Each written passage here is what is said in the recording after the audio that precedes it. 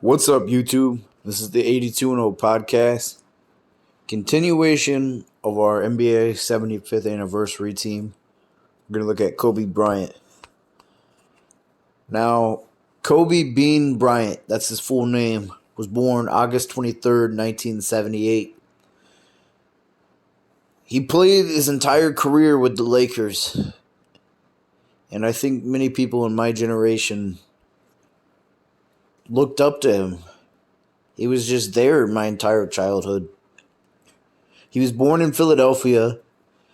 His father, Joe Bryant, played in the NBA. He played for the 76ers, which was in Philadelphia. And his uncle played in the NBA too. And he's actually named after a famous beef in Japan, which is called Kobe, because his dad played around in a lot of leagues after he was in the NBA. And they were in Japan,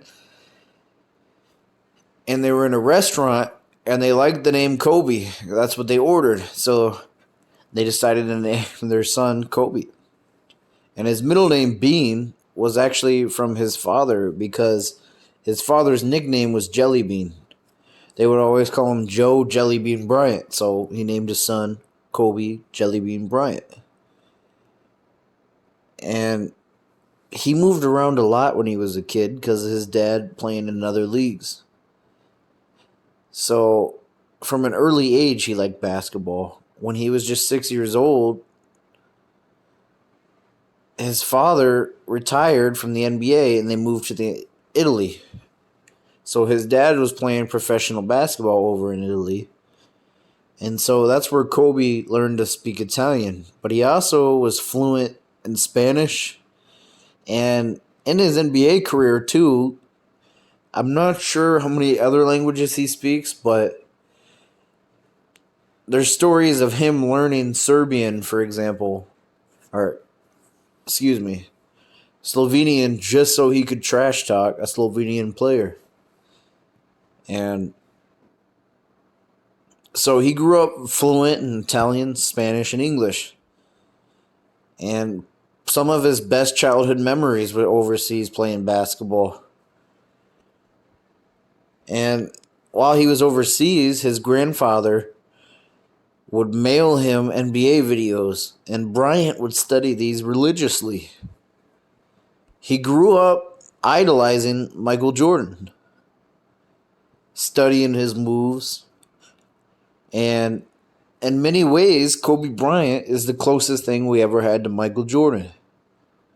Because you look at a lot of the way Michael moved, that's the way Kobe moved. I'm not saying they're the same player. I'm saying Kobe took what he saw and applied it to his own game.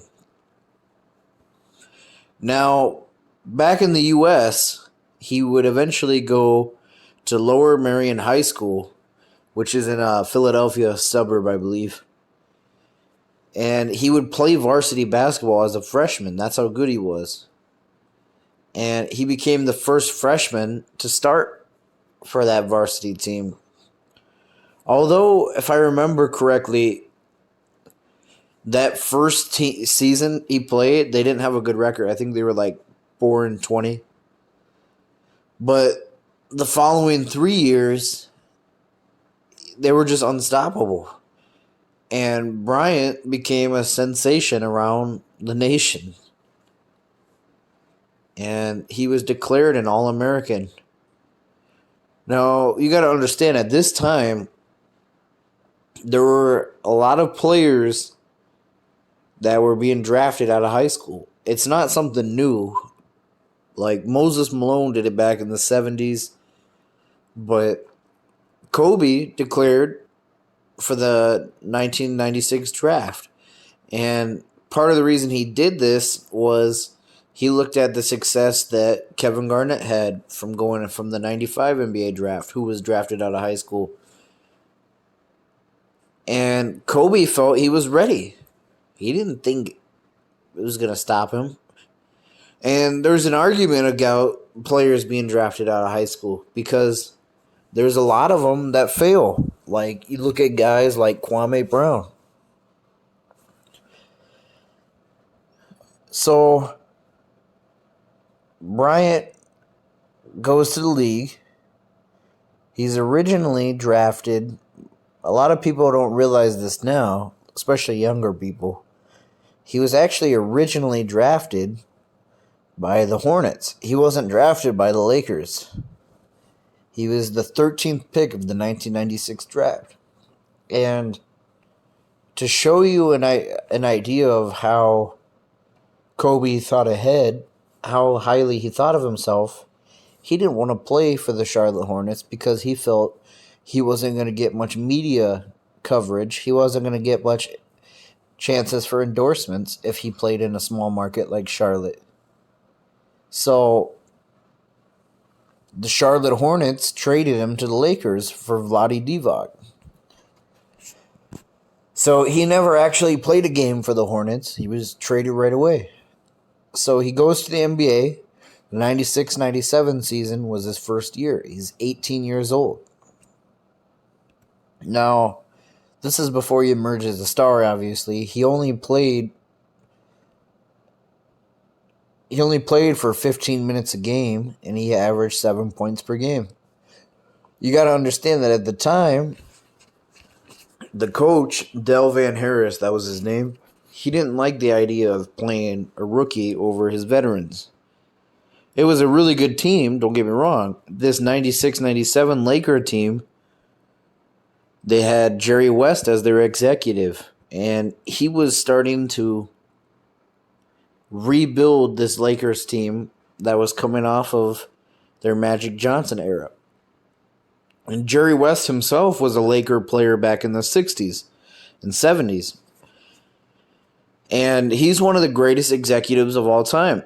So he made it his mission to rebuild this team. So they bring over Shaquille O'Neal, who's 24 years old. They sign him. He was playing for the Orlando Magic originally. And they have an Eddie Jones, who's 25. Nick Van Exel, who's 25. They had Robert Horry. They got him from the Rockets. So they also drafted Derek Fisher, who was 22. They drafted him the same season they drafted Bryant. So they had a good young team, and they would go to the semifinals against the Utah Jazz. And this Utah Jazz team, they defeated them in 5 games. And you got to understand, Kobe, this is a big criticism early on. He kind of shot his team out of it. He only shot 31% from the field in that series. Just horrible. And in that offseason, he started working hard. You got to understand, the thing about Kobe Bryant, he didn't have all the natural skills that Jordan had. Not necessarily natural skills, natural gifts. Jordan had massive hands. He was able to grip a ball like a bowling, like a golf ball. So he was able to change what hand he was holding the ball in midair, no problem. He was able to do pump fakes really easy. Kobe Bryant didn't have that. Kobe Bryant didn't have a vertical leap like Michael Jordan. But Kobe had a superhuman work ethic. And Phil Jackson was originally coaching the Bulls.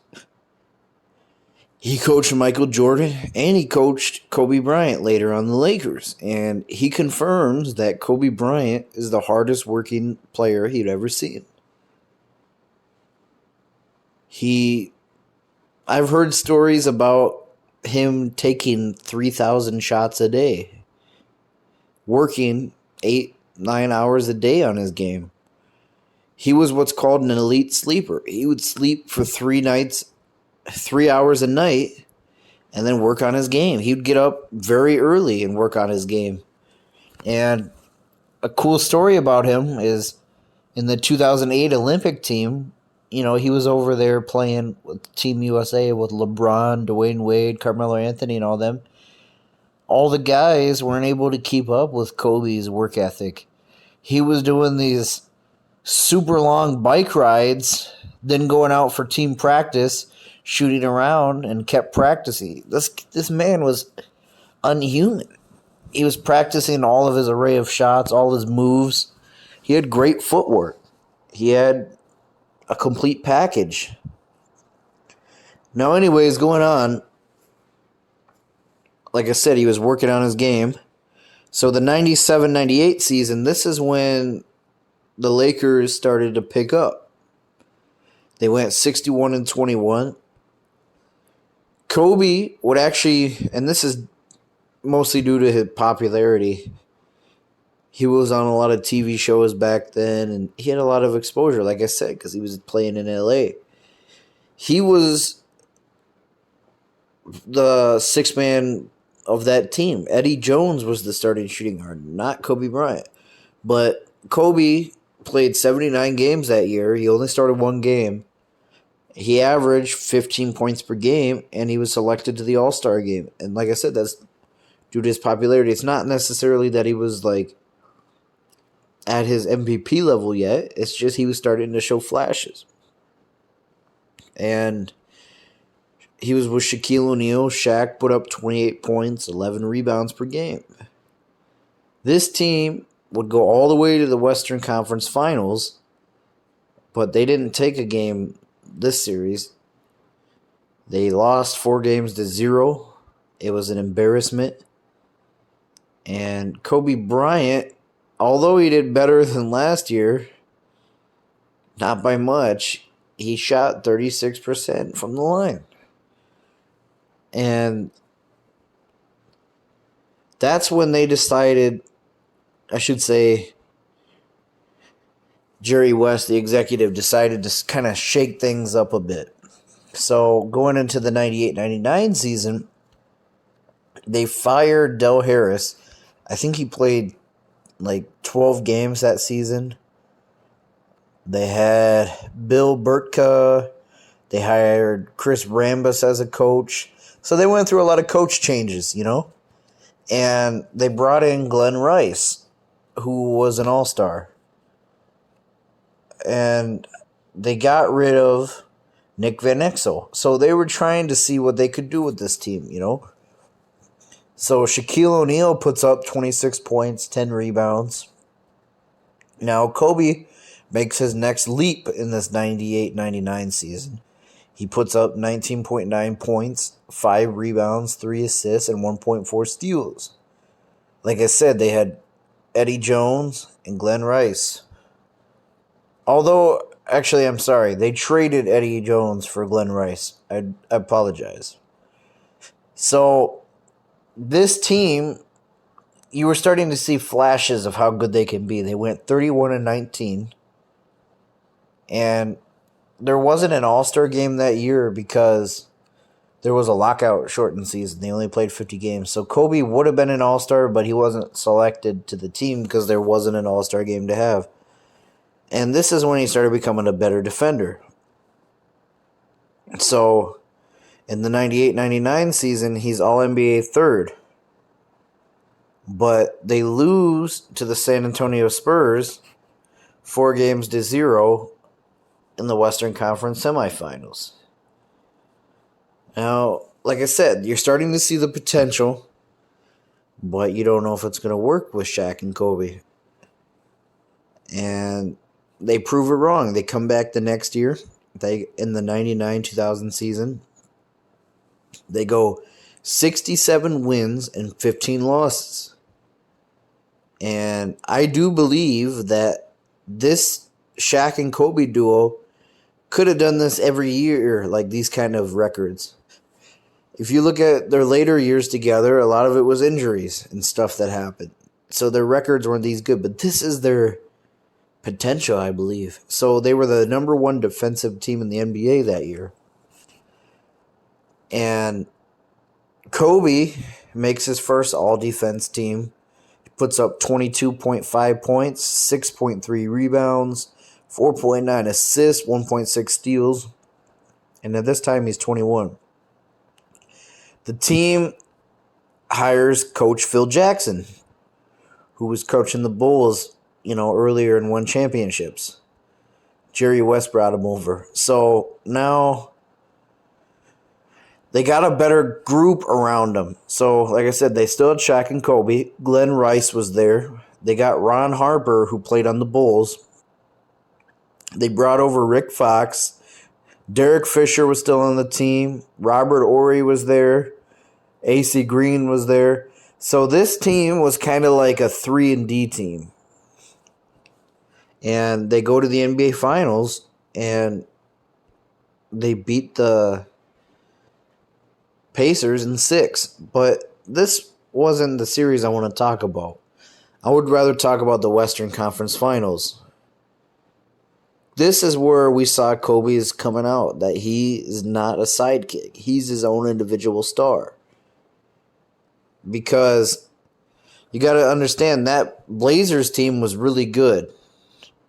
They had a chance at beating this Laker team. Scottie Pippen was on this Portland Trailblazer team. People wanted to see them. People wanted to see Scottie win a championship without Mike. Now, Kobe Bryant in that Game 6 was just incredible. 30 points. In the Game 7, he puts up 25 points, 11 rebounds, 7 assists, and he had 4 shot blocks as a shooting guard, And he's the reason they beat the Portland Trailblazers. He saved it. I don't remember if it was either Game 6 or Game 7. I think it was actually Game 7. Shaq goes out. He fouls out of the game. And it's starting to look like Portland's going to be able to win it. And Kobe takes over. And like I said, they win the championship that year. Kobe comes out. Because a lot of people, you look at the 90s Bulls. It's Michael Jordan's team. Scottie Pippen is the sidekick. Look at the 80s Lakers. Magic Johnson's the superstar. James Worthy's the sidekick. But this Lakers team is different because Kobe's not a sidekick. He's his own individual star. Just like Shaq is a star. I don't look at them as a Batman and Robin. I look at them as Batman and Superman, so to speak. So, going into the 2000-2001 season, they go 56-26. Like I said, this is mostly because of injuries. 56 isn't bad, obviously, but this team should have won 70 games. I'll tell you why in a minute. Kobe only played 68 games that year. Shaq played 74. Derek Fisher only played 20 games. Ron Harper only played like 47 games. So this team was hurt most of the year. They didn't have Glenn Rice on this team, but this was their best Laker team, the Shaq and Kobe era. So Shaq put up 28 points per game, 12 rebounds, 3 assists, and 2 blocks. Kobe put up 28 points, 5 rebounds, 5 assists, and 1.7 steals. And Kobe's efficiency got better. He shot 46% from the line, and he started developing more of an outside shot that he would get later. And this team was a lot of 3-and-D guys. Rick Fox was able to guard and shoot the 3.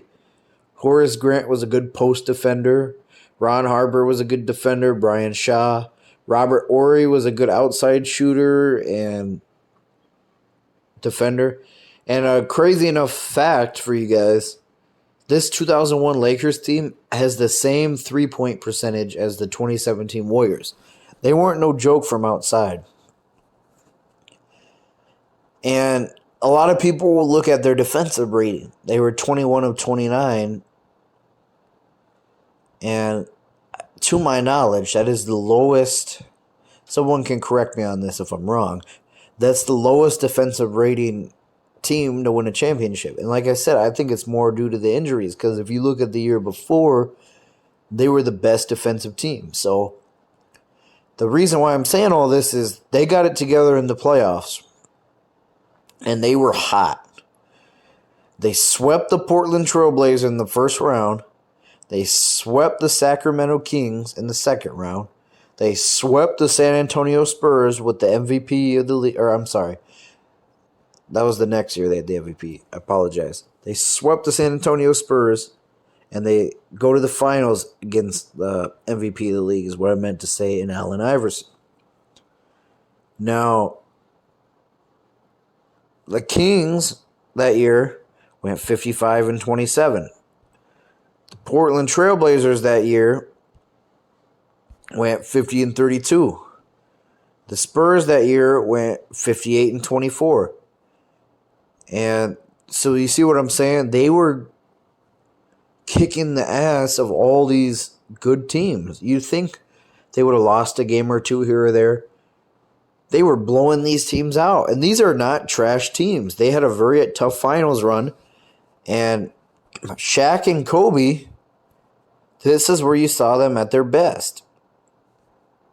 Now, you go to the second round series, for example, against the Sacramento Kings. Shaq and Kobe averaged 35 points per game, 9 rebounds and 4 assists. Shaq averaged 33 points and 17 rebounds. So you see what I'm saying? They just dominated teams. It wasn't even close. Like the conference finals, right? Against the Spurs. I'll give you some box scores. Game 1, the Lakers win 104-90. Game 2, the Lakers win 88-81. That's a little closer. Game 3, the Lakers win 111-72. Game 4, the Lakers win 111-82. So it wasn't even fair. Shaq and Kobe clicked. And for example, in that Spurs series, Kobe averaged 33, Shaq averaged 27. Now, going into the finals, like I said, they're matched up against the Philadelphia 76ers, who had the MVP of the league in Allen Iverson. 56-win team. Good defensive team. Not so much a good offensive team. They had Iverson. That was pretty much their only weapon. Game 1 was their only loss in the playoffs that year. And it's an overtime game. It went down to overtime, and the Sixers, it took a 48-point performance to get a win on the Lakers, but the Lakers would win the next 4 games, and they'd get their second title. Going into the 01-02 season, they run it back. They win 58 games that year. They make it to the finals, and they sweep the New Jersey Nets. The only real tough series they had that year was against the Sacramento Kings. And I know a lot of people will say that Game 6 that they played against the Sacramento Kings was rigged. I want anybody watching this to go on YouTube, type in 2002 Western Conference Finals, Lakers versus Kings Game 6. It looked very rigged. There was a lot of bad calls for the Lakers' favor. I admit that. I'm not a Lakers fan. I'm not a Lakers fanboy. I'm not going to come on here and make up stuff or give false narratives. I do believe it was I'm not saying that the NBA is rigged. I'm saying sometimes there's bad officiating. And unfortunately, it robbed the Kings of a championship. But I'm not going to take that away from the fact that Shaq and Kobe still won their 3rd championship. You know, I don't like to put an asterisk on championships because you can do that really for any champion team. That's not my point of this video. So it's up for you guys to decide how you feel about that. But they are the official winner. You can't change that. Now let's talk about what's going on during this time. So Shaq and Kobe, they'd been having problems. Kobe was, like I said, this great work ethic. He was a workaholic. And Shaq, he didn't work hard. He used his natural gifts. So they butted heads a lot. And you saw that at this 02-03 season, which was following that 01-02, that it was starting to fall apart. Shaq, who was supposed to have surgery, he waited to the season to get his surgery. He looked at it like, if I get hurt, I'm gonna get paid on company time to recover. This infuriated Kobe. And there were other times where Shaq would come into training camp overweight. This infuriated Kobe. And Shaq looked at it like, who's this kid? I'm 6 years older than him. This is my team. And I want to do a video on the Shaq and Kobe beef, a separate video. I don't want to put this so much in this video. I'll do an actual video where I cover all that. But let's just say they had tension, all right? And in the 02-03 season, they lost to the San Antonio Spurs in the semifinals. And that Spurs team would go on and win the finals. But if you look at this team, this is when it became undeniable that Kobe was the leader. Because he had 30 points per game, 6.9 rebounds, 5.9 assists, and 2.2 steals. And this is when he started becoming a three-point shooter. He averaged 38% from three. Now, going into the 03-04 season, and this is another topic that I'll do a separate video on. Kobe, in the offseason, had been involved in a scandal where in Colorado he was accused of sexual assault. And I don't even like to bring this up because he's passed. He's a father. He was a wonderful father. He was innocent, all right? He was proven innocent. I don't want to tarnish a man's name who was good, so I'm only bringing this up for the purpose of explaining what was going on for the team. This isn't any shot at Kobe. I know he was innocent, so I hope no one takes this as disrespect on the dead, because I have nothing but respect for Kobe. But he had a sexual assault case that was going on top of feuding with Shaq. And I told you guys I'm going to do a video on the Shaq and Kobe beef. And this, Shaq would even mention this to the media about Kobe's scandal. So it was a mess. It was a very dysfunctional team. And Kobe was having to fly to Colorado during his court hearings while the season was going on. Now, this is the 03-04 season where they created a super team. What I mean by that is they signed Gary Payton and they got Karl Malone. Karl Malone was a former two-time MVP. And Gary Payton was a Defensive Player of the Year in the 90s. So these guys weren't at their peak, but they were still playing very good basketball. I know some people nowadays try to say, oh, they were old. That wasn't a super team. No, they were still putting up good numbers. So Karl Malone wants a ring. Gary Payton wants a ring. They signed with the Lakers. Now, they end up, even with all the dysfunction, they go back to the finals. And they had a tough playoff run. They beat the Spurs. They beat the best Minnesota Timberwolves team of all time in the conference finals. And they go to the finals against the Detroit Pistons. And nobody expected this Pistons team to win. I mean, come on. The Lakers had Shaq, Kobe, Gary Payton, Karl Malone. Who is this Pistons team? Chauncey Billups? Nobody know who Chauncey Billups was during this time. He wasn't like the breakout star that he was later. And the strategy the Pistons had is, we're not going to be able to stop Shaq from dominating. We're going to let him do his thing. But we're going to force Kobe to take all the bad shots.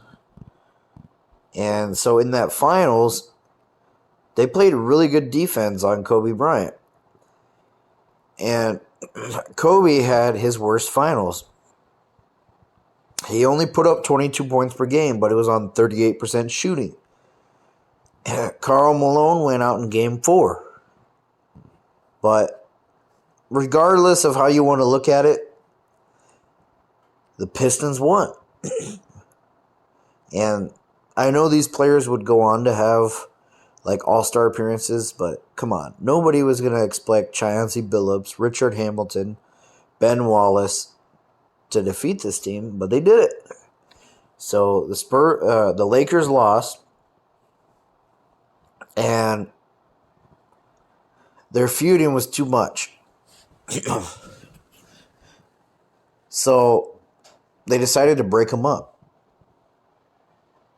So in the 04-05 season, even Phil Jackson, the coach, left. They brought in a couple of different coaches that year, and they had a different executive now, in Mitch Kopchik, or however you say his name. So Phil Jackson's gone. Now Gary Payton, he would end up getting traded. Karl Malone just retired altogether. And they decided to break the team up. So they trade Shaquille O'Neal to the Miami Heat. And they get Caron Butler, Brian Grant, Lamar Odom back. They trade Gary Payton to the Celtics. So they decided to build around Kobe, not Shaq, because Kobe was younger. So that first year in that 04-05, they don't make the playoffs at all. You know, they're in the rebuilding process. So Kobe, this is when you start to see him being the scoring champion type guy. So he puts up 27 points per game. And like I said, they don't make the playoffs. Nothing really to say about this year. But going into the 05-06 season, Kobe puts up 35.4 points per game. Pretty incredible. And, you know, this wasn't a great team. Come on. Lamar Odom, Smush Parker, Kwame Brown, Chris Mim.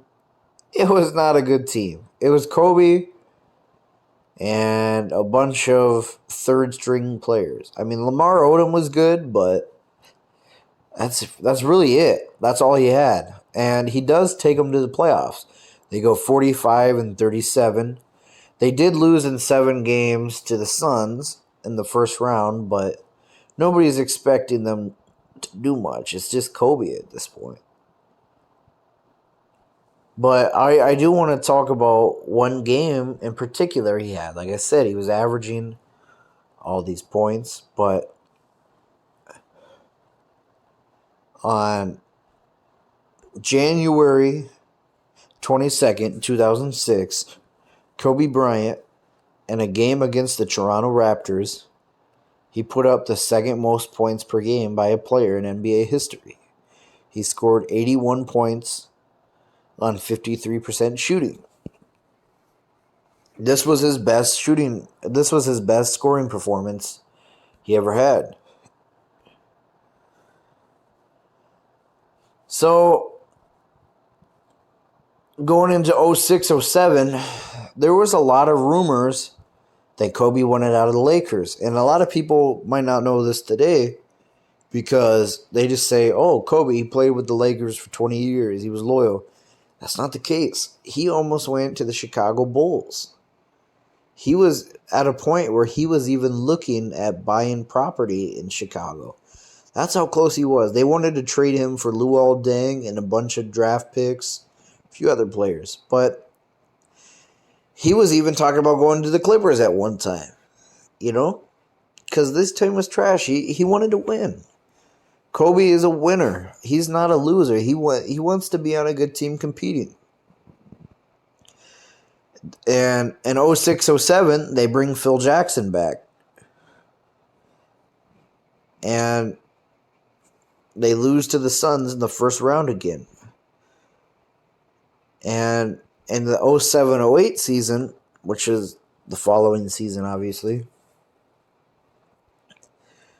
Phil Jackson, Kobe Bryant are there. You know, they're there full time. But I don't want to say in the middle of the season. I think it's in the beginning, maybe towards the middle. They trade for Pau Gasol.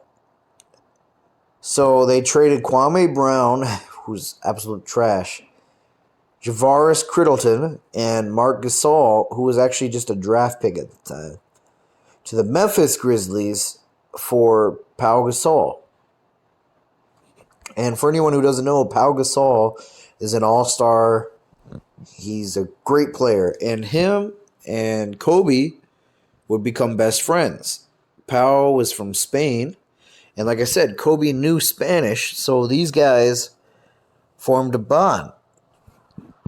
They would call their plays in Spanish. But you're starting to see this Laker team get good again. So Kobe and the Lakers, they go back on a tear. They beat the they beat the Nuggets with Carmelo Anthony in the first round. Then they beat the Jazz in the second round. They beat the Spurs in the conference final. It's a tough playoff run. A lot of people don't realize Kobe had beaten the most 50-win teams in NBA history. So they go into the finals in 2008 against the Celtics. And for anyone who doesn't know, the Lakers and Celtics had a rivalry dating back to the 60s. So this is like something out of a storybook because the Celtics build an amazing team. You got to understand, the Celtics the year before didn't even make the playoffs. They had Paul Pierce, who they drafted in 1998.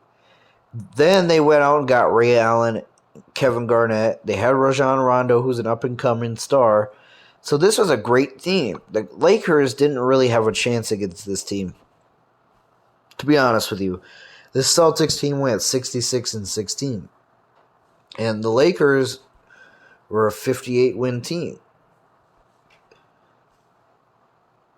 Or 57, I'm sorry. So, unfortunately, they lose in 6 games to the Celtics. And Kobe, he had a good series. It wasn't like 2004 with the Pistons where he lost because of his shooting. Kobe put up 25 points per game in that series. And this fueled him to come back harder than ever, come back better than ever. And one thing you got to know about Kobe is during this 2008 year, they had what was called the Redeem Team. Where, if anybody remembers in the 90s, they had the Dream Team, which was an Olympic basketball team where they had Michael Jordan, Larry Bird.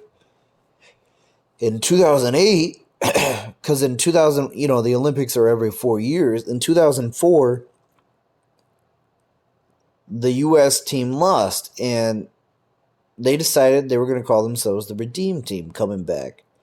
And Kobe was the leader of this Redeem Team. And they made up for it. It was just like the Dream Team in the 90s. They won every game. They blew the teams out. And like I mentioned earlier in the video, Kobe was showing everybody his work ethic.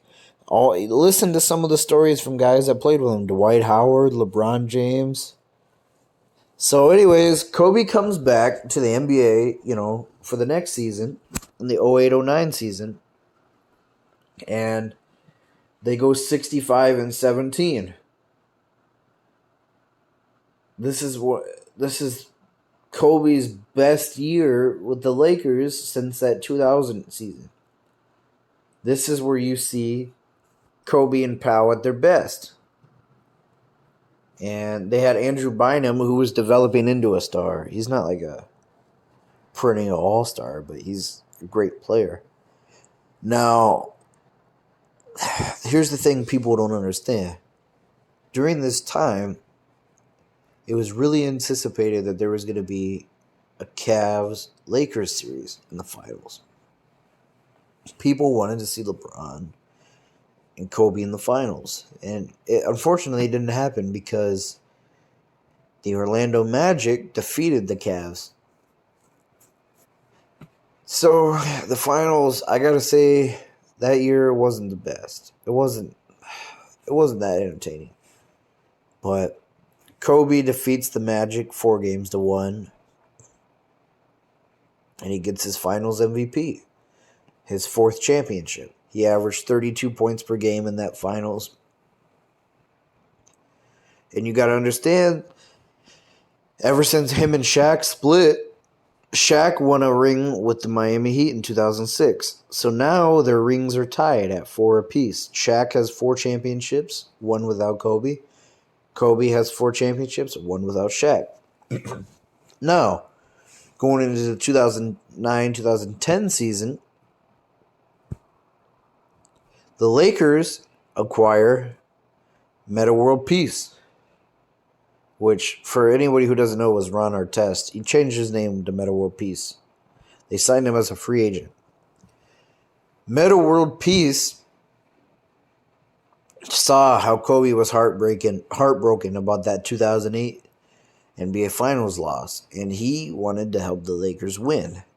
For anyone that doesn't know, Metta World Peace, formerly known as Ron Artest, he's one of the greatest defensive players of that generation. He's a great addition to this team. So now this team has Kobe, Pau Gasol, Andrew Bynum, Metta World Peace, Lamar Odom, and Derek Fisher. That's a great team. And they go back to the finals. But this time they're matched up against their rival in the Boston Celtics. And this is a great series. I encourage anyone to go check it out. So it comes down to Game 7. And it is brutal. Go look this up on YouTube. A very tough physical game. The refs stopped calling fouls. Stop calling stuff. I don't mean all fouls, obviously. I mean, like, there was a lot of stuff they were letting fly. So, it's a very ugly night from the field. Kobe, I mean, obviously the Lakers would go on to win 83-79, but Kobe would have 15 rebounds in that game, 23 points, and a steal. So, you saw he wasn't just trying on the offensive end. He's getting all these rebounds. Watch that game. You see Kobe put his all into it. And anyways, I just want to encourage everybody to go check out that game. But anyways, Kobe wins his 5th championship. And that would be his last championship. And you could just see the joy on his face. So now, Kobe has 1 more than Shaq. And on top of that, which I forgot to mention, in the 2008 season, Kobe had an MVP. So he's an MVP now, a 5-time champion. Now, a lot of people expected, when the Miami Heat signed LeBron James in that offseason, they expected the Lakers and the Heat to be in the final, and it didn't happen. The Lakers got swept by the Dallas Mavericks in 2011, despite going 57-25 that year. And in the 11-12 season, which was a lockout, the Lakers just went 41-25. And they lost to the Oklahoma City Thunder. And 2013, I want to say, was their last hurrah. But I should mention, out of 2011 and 2012, both of those teams would go on winning the finals. Like I said, the Mavs, they'd go on to win the finals, and in 2012, the OKC Thunder would go on to win the final, or go on to play in the finals, I should say. Now, 2013 was Kobe's last hurrah. What I mean by that is, I'm sure a lot of people my age and older remember this. Kobe wanted a 6th ring to tie Jordan. He wanted to win his 6th championship. And this Lakers team, they did everything they could to build a great team around him. So they have this massive 4-team trade, getting rid of Andrew Bynum, and they bring over Dwight Howard, who's the best center in the league at that time, who Kobe actually beat in the finals in 2009. And they also get Steve Nash, who was 38 at the time, I want to say. And they still have Metta World Peace. They still have Pau Gasol. And they get Coach Mike D'Antoni. That's who they end up... Well, I should mention they go through a lot of coaches throughout the year. They had Mike Brown, Bernie Bickerstaff, and they ultimately settle on Mike D'Antoni. And Mike D'Antoni is a very offensive-minded coach. He's not a great defensive coach, and he clashes with a lot of the players on this team. And you look at Pau Gasol, for example, he was trying to make him do a role that he didn't even want to do. And Pau, a lot of people, I remember this, myself included, we thought he was washed up at the time. Like, oh, he's not going to be around much longer. But when you saw him leave the following year, you saw, oh, he's still a great player. It's just the role that Mike D'Antoni was making him play. And Mike D'Antoni was Steve Nash's coach in Phoenix. So they wanted to make like an offensive team. But the whole year, they were struggling to win games. They were supposed to win it all that year. They were supposed to get a championship, go into the finals against the Heat. But the whole year they're struggling, and Dwight Howard ends up having to get back surgery.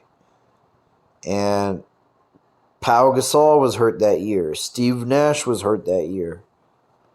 And I'm going to get into this in a minute. Kobe gets hurt. But Kobe puts up 27 points per game, 5.6 rebounds, 6.6 assists, 6.0 assists. And he shoots 46% from the field. Now, this is the last we saw of Kobe being an elite player. Because he willed his team into the playoffs. And I'm sure everybody knows he had a horrible injury that year. And this is what would spiral him into being so injury prone towards the end of his career. He had I think it was a torn Achilles, I want to say. But anyways, yeah, it was a torn Achilles. So it was towards the end of the season. He tears his Achilles tendon during the middle of a game against the Golden State Warriors. And he has to go and shoot a free throw, and he's in excruciating pain. And he goes out there, and you don't even see it on his face that he's in pain. He shoots the free throws, and then he goes off the court. So that was really the last we ever saw of Kobe being one of the best players in the league. And he was done for the season after that. And like I said, they made it to the playoffs. They lose in the first round 4-0 to the Spurs. And unfortunately, after that, Kobe's career was pretty depressing. Because in 2013-14, he only played 6 games. In 2014-15, he only played 35 games. In 15-16, his final year, he only played 66 games. And these last few seasons, his shooting splits were horrible. Absolutely horrible. He only shot 35% from the field. So a lot of younger people don't really understand. He wasn't his peak anymore. This was the end, 2013. So anyways, he announces his farewell tour at the 15-16 season start. He says he's going to retire at the end of the season. So what I mean by farewell tour is it's his going away celebration, so to speak. And like I said, horrible season, 35% from the field. He got an All-Star nomination, but that's more because of the popularity. He's Kobe, come on. The Lakers go 17-65 that year. It's sad to see that. You'd want to see him go out with a ring or something. But his very last game of the season, April 13th, 2016, against the Utah Jazz, Kobe puts up the most incredible going away game performance I've ever seen. And it's the most scored by a farewell retirement. It's the most scored by a player on his farewell game. He scores 60 points. And it made a lot of people during that time cry because they knew it was his last game. And it was just an incredible way to go out. And that was it. It was the end of his career. Now, going into his after career, he was a very successful businessman. He invested in, I don't want to say vitamin water. I think it was like some sports drink he invested in. So what I'm saying is he had like a net worth of over $400 million. And in the late 90s, I'm just going to go into his family so you understand what I'm talking about. In the late 90s, he met Vanessa, who she was actually originally in a music video. I think it was for the Outriders. But Kobe fell in love with her. And you got to understand, Kobe's parents were not happy about this marriage when they did get married, because Kobe's parents wanted him to marry a black woman. And Kobe, his wife is Hispanic. And his parents actually cut him off during this time, which is unfortunate. They didn't attend his wedding over this. And Vanessa, his wife, they were married, I think, altogether. They started dating, it was in 99. I'm just trying to remember the date. So they got engaged 6 months after that. They got engaged in 2000. And ultimately they got married in 2001. And like I said, his parents didn't go to the wedding. They had their first daughter, Natalia. She was born in 2003.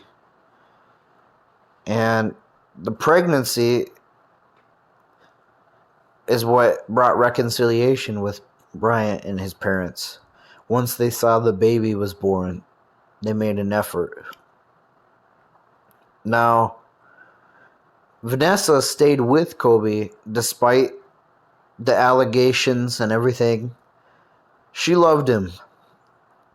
She really did. And I misspoke earlier. She was in the East Side of his video is what I meant to say. But unfortunately, Kobe is one of those players one of those people that had a very unfortunate death. Very untimely, very young. So a lot of people remember this back in January 26, 2020.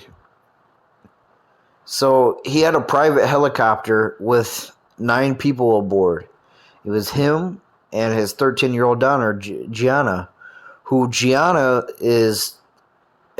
was an aspiring basketball player herself. Look up pictures of her with her dad. She had that killer hustle, killer mentality that Kobe had. She wanted to grow up and become a basketball player, maybe like make it to the WNBA. But she had her friends on the plane and her family and the friend's family, I think. Now, it was reported that there was very bad weather in that area. It was very foggy out, and no copter in their right mind should have been out. And unfortunately, they went out and the fog was too much and they were flying too low. And some people reported, the people that lived in the area hearing the helicopter struggling. And I think it was in the morning, it was like 9 or 10 a.m. The helicopter crashed into a mountain at Calabasas, which is about 30 miles north of downtown Los Angeles. And Bryant and all of them died on collision.